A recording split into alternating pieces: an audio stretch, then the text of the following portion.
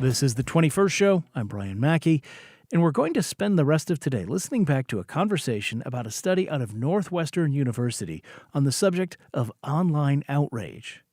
And for that, I want to begin with something much older, a clip from the movie Network, which came out in 1976. This is arguably the most famous scene from the film. It's a television anchor, a news anchor, cracking up live on air and trying to shake up his viewers.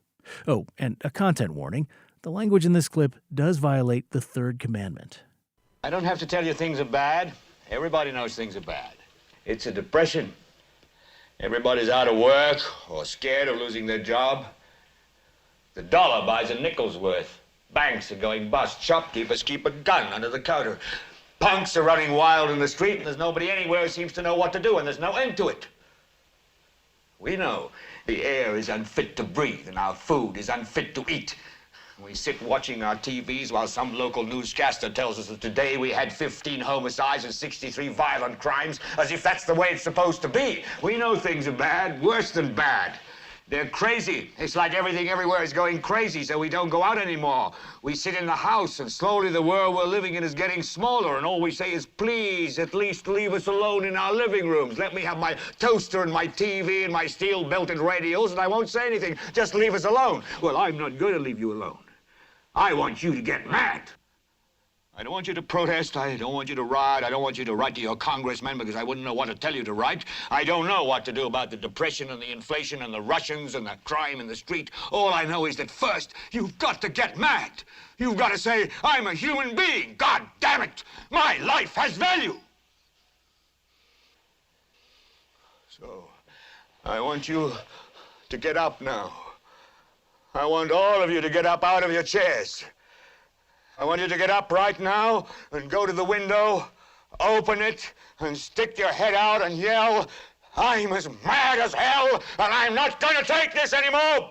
I'm mad as hell, and I'm not going to take it anymore! I'm mad as hell! I'm not going to take it anymore! I'm mad as hell, and I'm not going to take it anymore! I'm mad as hell!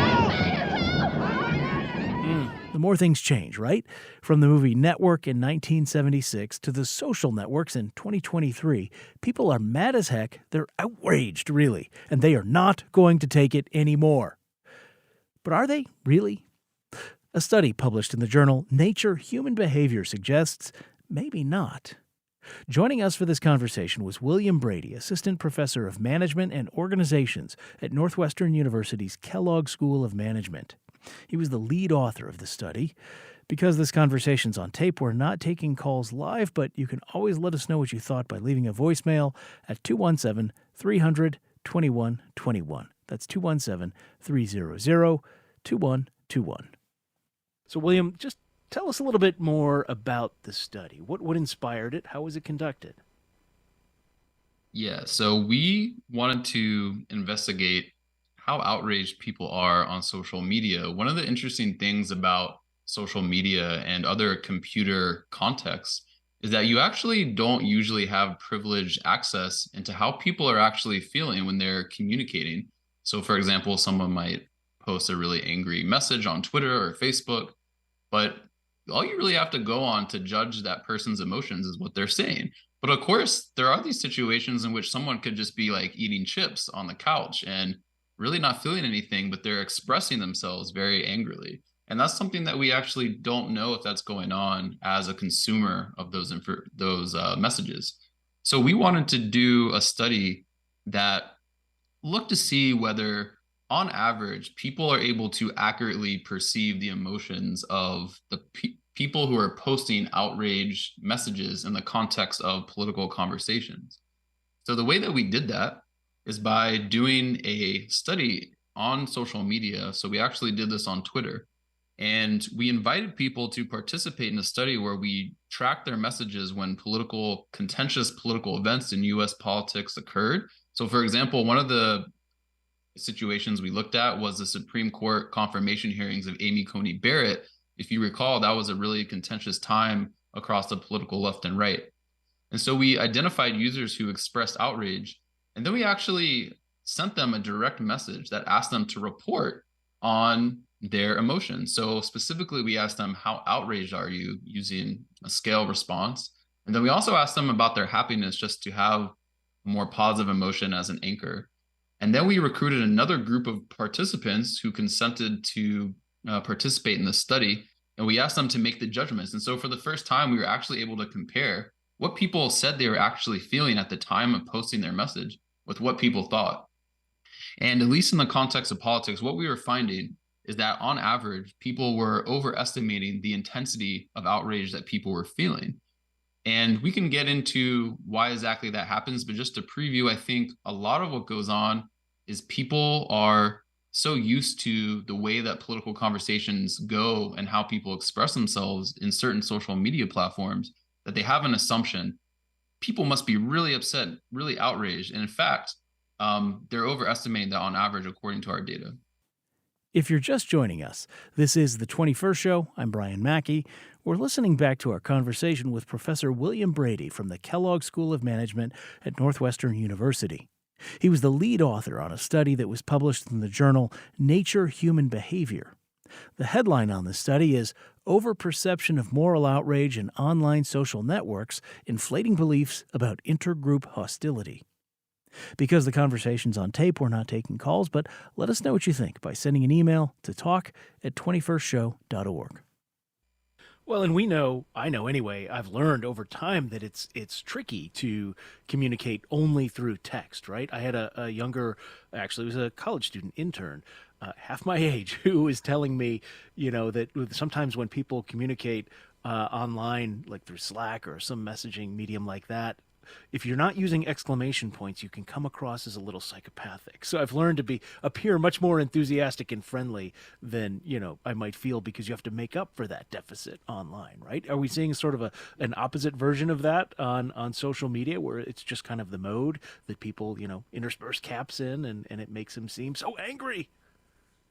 That's right. I think it is in part what you're describing, which is to say, more specifically, I think there are norms, or as you called it, a mode of communication in certain platforms, especially where if you're talking about a certain type of information, for example, politics, you are going to have to kind of conform to how people tend to do it. And if you don't, and this is a thing that makes social media unique compared to something like text and email, if you don't express yourself with a lot of intensity, guess what happens to your message? It actually doesn't get as much exposure, because on social media, there's the influence of content algorithms. And these algorithms actually uprank the things that draw in our attention the most. And you might guess the things that tend to draw in our attention the most are the things that are the most inflammatory. They tend to be negative, they tend to be surprising. And we have this natural psychological attraction to this type of content. And even though we might know, oh, yeah, this is just how Twitter works, this is just how Facebook works, it's really hard to ignore that type of content. But the algorithms don't really know that. They're just kind of doing what they were designed to do, which is uprank that content more. And so what ends up happening is we just get saturated with the most extreme sometimes, especially in the context of politics, and the most outraged content. That can make us judge people to be more outraged than they really are, just because we're misperceiving. And also we have this general idea that people are more outraged than than is actually representative in our underlying social network. So in other words, we see more outrage than is actually being felt because of the role of content algorithms. Now, the study looked at Twitter. Is this true across social media platforms? Could the same thing, I mean, as best as you understand it, is the same thing true of Facebook, Reddit, other platforms? Yes, so this is an important question. Every platform has different algorithmic behaviors that could influence, and they also have different ways that you communicate. And there's definitely differences across each, but in general, we looked at Twitter. I have another study that is looking at Reddit.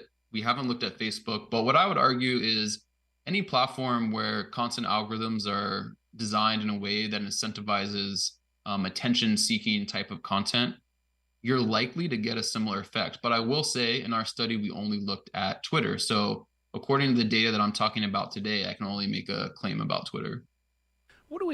How do we know that these companies, and are all the companies doing sort of elevating this angry content over, more banal sort of, oh, that happened, sort of a statement, right? And I knew this as a State House reporter, right? That was my previous job to this show. I would just post sort of a factual sentence about something happening in state government and see it, it'd get a few retweets, a few likes, or something like that. Somebody else would post a, more of a hot take, and it would sort of go viral for, such as things do when you're talking about state government, which is not terribly viral. But I mean, I could see this in my own life. How do we understand that that's what these networks are doing? Is it just through observation? Have they talked about it? Yeah, so I think it's an important distinction to bring up that so distinction between did they know they're doing it versus did they intend to do it. So there's enough data now, both through my work, other scientists' work in my field, and then also even internal documents from Facebook and Twitter specifically that have documented the fact that their algorithms are systematically upranking, or in other words, producing more or selecting more of content that tends to skew angry, sometimes tend to skew more politically extreme, at least in context of politics, for example. And I think they're aware that this is happening, and there's even, some initiatives to try to reduce that. But I don't think that they necessarily designed it to produce that, to amplify that content. I think that they designed it to amplify content that grabs their attention because their profit models tend to be very tied to advertising revenue. And it's a side effect of that broader goal they have that this content gets amplified. So I think the question is, what are they going to do about it, given that this is something that has been documented for several years now? And it's complicated for a platform because their business model is tied to this stuff that actually drives more advertising revenue. At the same time, however, a lot of users are actually turned off by this kind of content. The politically extreme content and the most outraged content is actually produced by a small minority of users, and yet it spreads throughout the platform as if it was produced by more users. So I think companies have this tension where on one hand, a lot of users are exhausted by that type of outrage and political content, but on the other, it tends to drive revenue because it still can draw a lot of likes and shares. And as you mentioned, sometimes it can go viral. And again, as you mentioned, you see this with like clickbait news and other related things. If you're just joining us, this is the 21st Show. I'm Brian Mackey. We're listening back to our conversation with Professor William Brady from the Kellogg School of Management at Northwestern University. He was the lead author on a study that was published in the journal Nature Human Behavior. The headline on the study is Overperception of Moral Outrage in Online Social Networks, Inflating Beliefs About Intergroup Hostility. Because the conversation's on tape, we're not taking calls, but let us know what you think by sending an email to talk@21stshow.org. So what are some of the dangers to this sort of outrage becoming more normalized, or at least the perception of this kind of outrage becoming normalized? Yeah, so one of the inspirations for the study was to try and unpack some of the processes that underlie something that we've been seeing in the American public for several years now, which is a phenomenon that has been called in the past false polarization. And the idea behind false polarization is that, look, it is true that in general, when you look across the last 20 years, the American public has become a little more polarized, especially if you define polarization as negative feelings toward the political outgroup. But it turns out when you actually ask real political partisans about their attitudes toward certain things that tend to be politicized, so things like abortion, same-sex marriage, gun control, etc., it turns out that people vastly overestimate how far apart that they are from the political outgroup's attitudes on all these issues. And so this is a real problem for democracy in American politics if we're misunderstanding how potentially far apart we are on certain things. Again, this is not to say that real differences aren't out there, but it's just to say that we tend to overestimate and exaggerate those differences. And so our study was looking at, well, because a lot of people now have conversations about politics on social media, and also news tends to, broadcast media tends to cover what happens on social media. If people are over perceiving the outrage, then this could actually be one of the things that leads into this false polarization effect that has been documented over the last several years. And in fact, in our study, we tested this. So we did a follow-up experiment where we exposed participants to all of these messages that we demonstrated to be overperceived in terms of their outrage.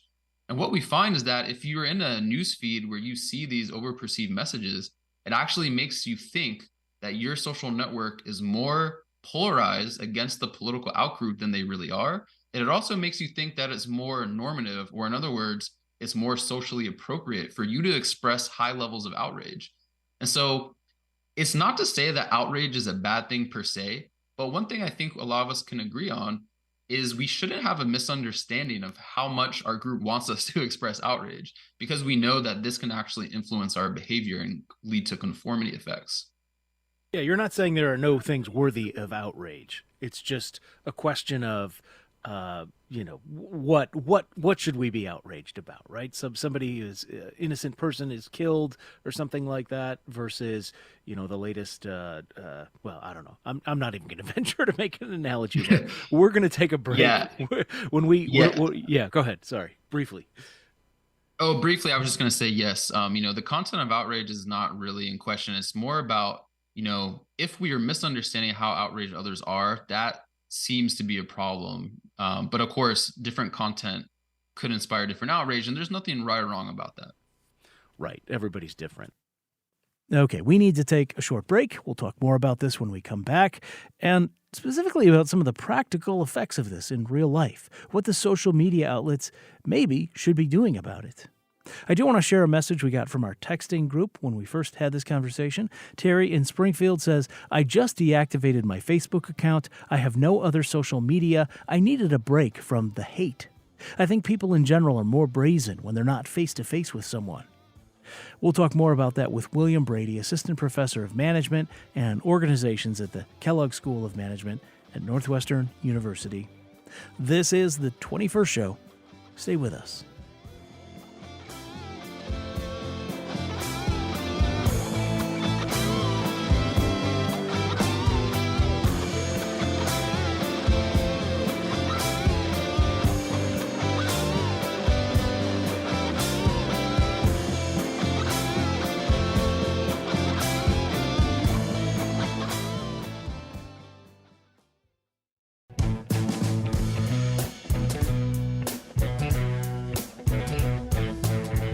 It's the 21st Show. I'm Brian Mackey. We're listening back to a conversation we had on a study published in the journal Nature Human Behavior.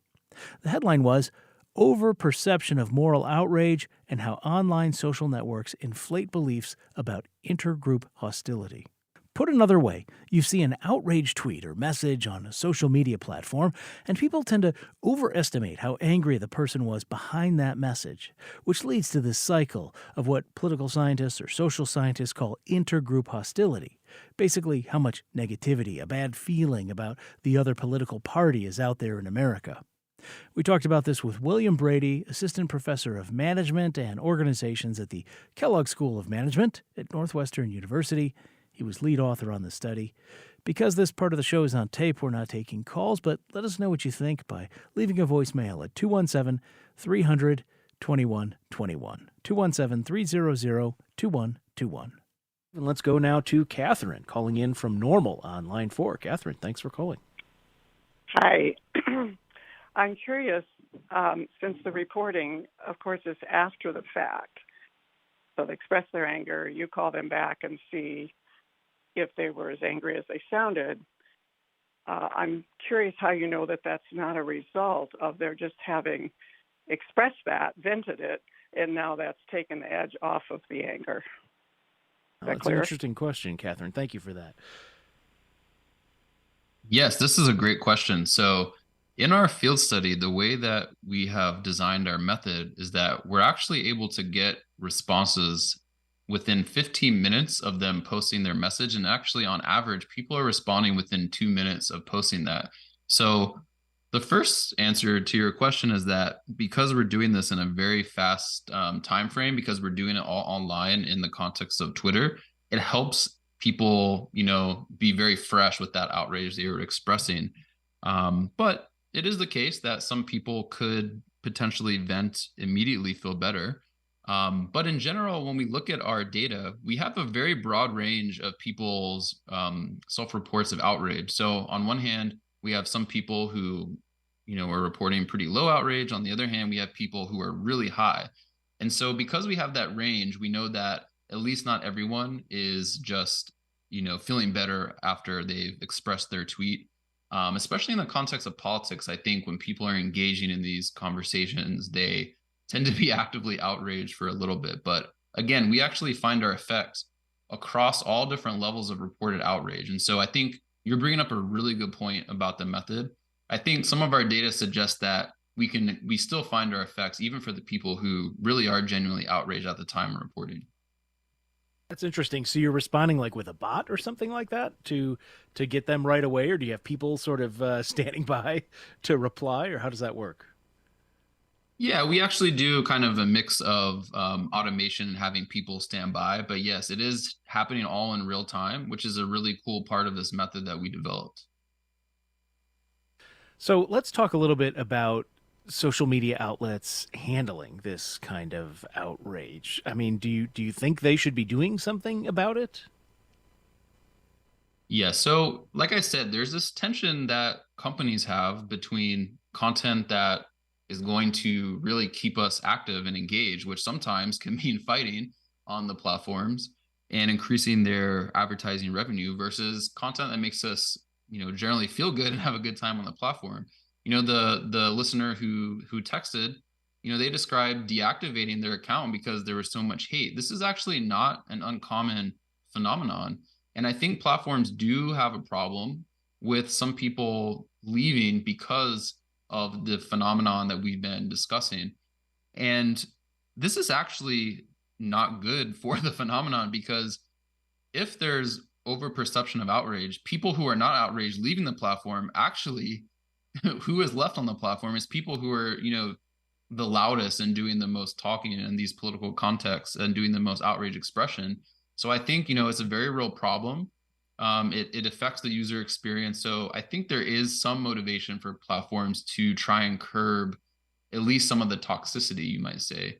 But it's a really complicated situation. The answer is not that we should just delete outrage from platforms because, as we discussed, outrage is an emotion that actually serves important social functions.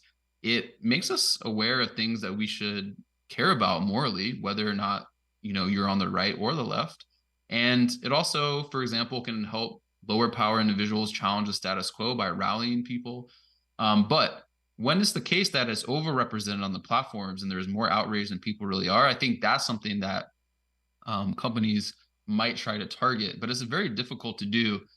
One of the things that I have proposed is that content algorithms can actually be designed slightly differently. So right now, they tend to exploit the things that we are most drawn to in terms of our attention. And that has these side effects that we've been describing where things like outrage, things like, more extreme content, we don't necessarily like it, but it still draws us our attention. Think about like when you go by a car crash, you don't necessarily want to look at that, but it's hard not to.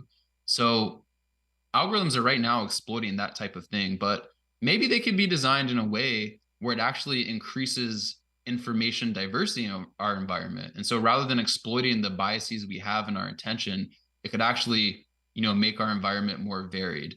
And then generally speaking, if you look at things like problem solving, the data suggests that the more varied perspectives you have, the greater the ability to collectively problem solve is. So that's one thing that social media companies could do from their end, but it's always going to be difficult because this tension between creating profit.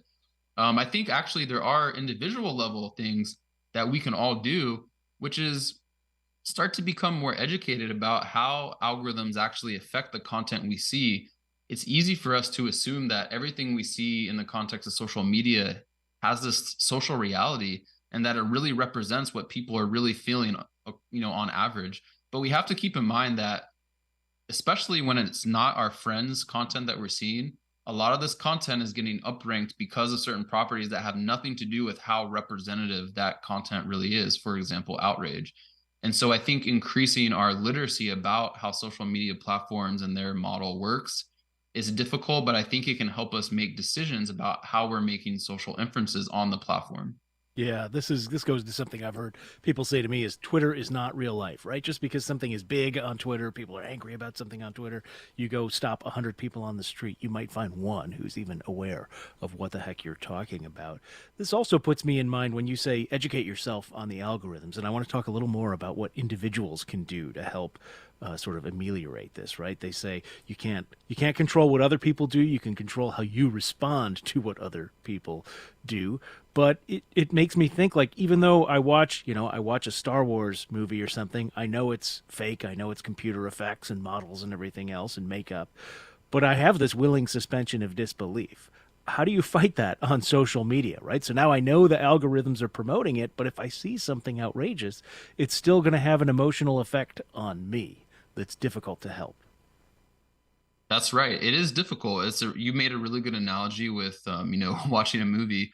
I think just starting to practice keeping in mind some of the things that we've been talking about, how algorithms work, also considering that social media is like a public environment for conversation. And so when we're talking about having political conversations, if you're having a back and forth with someone about hot button issues like politics, a lot of times they feel like they're on the line to defend themselves, and that can make them maybe go a little more angry, a little more defensive than normal. So it's difficult because, we do, it's easy to get emotional on the platforms, but I think the hope is that with some of this knowledge in mind about these biases, we maybe can understand, well, why is the other side acting like this, who I'm talking to, or maybe I choose not to share something that might not be representative of even like the political outgroup. I think that's actually one very straightforward thing that I do myself. It's easy to see a very fringe view, say about the political outgroup, and sometimes you want to share that and say, can you believe that like the other side is thinking this? But sometimes that is actually quite a fringe view, even for the outgroup or the other side. And so maybe I just won't share that because I'm aware of this bias that is occurring. Because you have to be careful. Sometimes when you share what you consider to be a fringe view, you're actually increasing the legitimacy of that view because now you're bringing it into public discourse. So that's something that I think about a lot in terms of how to implement the knowledge of these biases. Yeah, what do you want to amplify? What do you want to be responsible for amplifying in the world? Would you bring this person maybe to dinner with your family? And somebody who's shouting, anger. Would you bring them into your home? Maybe that's a way to think about this. We got another text message from someone in Urbana who said, "I try to read anything on social media or email with a nice voice. I try to assume best intentions. It gets difficult when you know the intent of the communicator isn't positive." I think that kind of gets at what you were saying there, right? Thinking about it's the way we sort of frame in our own minds what we're reading. That's right. I think this is again, thanks for the text. I think this is an important point. It reminds me of something in social psychology that we call the fundamental attribution error. So we have a tendency for when someone does say a bad thing, we have a tendency to interpret that as, oh, well, they're a bad person. That's why they did that bad thing. But in fact, if you really look at a lot of cases, it tends to be the context or something about the situation that affected them and made them do a bad thing. They might not always be a bad person.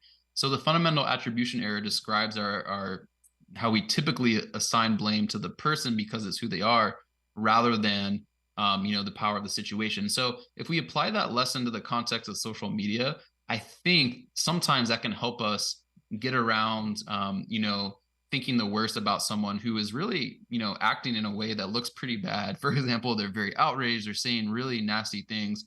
Well, consider how the context of Facebook and the influence of algorithms, maybe that person is just kind of acting like they think other people act, and they're really like following a norm that they generally perceive, and it's not necessarily their fault. Again, sometimes people say things where even if that's true, maybe you still don't want to talk to them, but it's just something that I think could help us at least regulate our emotions sometimes when we see some things going on and when we're trying to make an assumption about what their intentions are.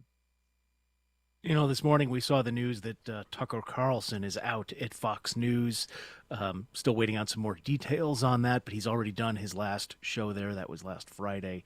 Do you see a connection between this online outrage and the sort of broader media landscape in which we're living in that does sort of traffic in anger all the time? Yes, it's definitely the case that there are certain platforms. I mean, Fox News and Tucker Carlson are a great example where they're really following a trajectory that has been around in the US since the 1970s, at least when it comes to politics. So if you look at like evangelical TV networks that were trying to organize the political right by doing some outrage stoking, like people like Jerry Falwell. There's a lot of different examples. Social media definitely has inherited some of that, and I think the reason is just because people, whether implicitly or explicitly, they're learning that if you rile people up, you're going to get more engagement. And actually, in some of my other research that we didn't talk about today, I've demonstrated that people are actually learning over time what type of ways of talking are getting more engagement. So, in other words, getting more likes and more shares. And whether implicitly or explicitly, like I mentioned, they're actually learning to produce more of that content over time. So I think, sometimes it's very hard not to be hyper responsive to getting more that boost of that we get when other people are liking our content. And so, yeah, I think the analogy you drew is great, and it does translate directly to social media. Well, I guess I'm just going to have to go back to that New Yorker cartoon I've kept around for, I don't know, more than a decade now, where it's a picture of a guy sitting on a couch on the phone, and he just says, "I'm just sitting here waiting for Facebook to go away." William Brady is assistant professor of management and organizations at the Kellogg School of Management. The piece in the study, I should say, in Nature Human Behavior is Overperception of Moral Outrage in Online Social Networks Inflates Beliefs about Intergroup Hostility. William Brady, I really enjoyed this conversation. Thank you so much for being with us today on the 21st Show. Thanks for having me. And that's all the time we have on our program today. Coming up tomorrow, we'll revisit our conversation with Illinois author Toya Wolff on her debut novel, Last Summer on State Street, about a group of girls in Chicago's high-rise housing projects the summer the buildings were being torn down. The 21st Show is produced by Christine Hatfield and Jose Zepeda. Our digital producer is Damian Contreras. Technical direction and engineering comes from Jason Croft and Steve Mork. Reginald Hardwick is our news director. Let us know what you thought about today's program and suggest anything you see in your area that media is not focusing on you think would be worthy of coverage. Email talk@21stshow.org. talk@21stshow.org. The 21st Show is a production of Illinois Public Media. I'm Brian Mackey. Thanks for listening. We'll talk with you again tomorrow.